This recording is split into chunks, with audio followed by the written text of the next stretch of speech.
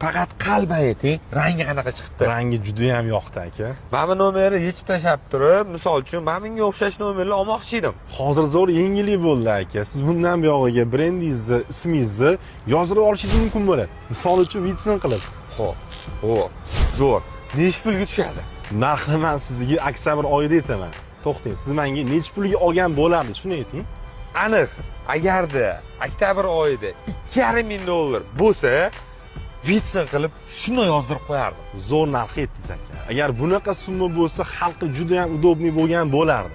Bunaqa ismlar juda ham ko'p. Bahrom, Botir, Aziz, xohlagan ismni qilish mumkin bo'ladi aka. Mana ko'rayotgan insonlarning ichida kommentariyada yozib keting, ismingizni, siz necha pulga olgan bo'larsiz. Men o'zimni narximni aytdim.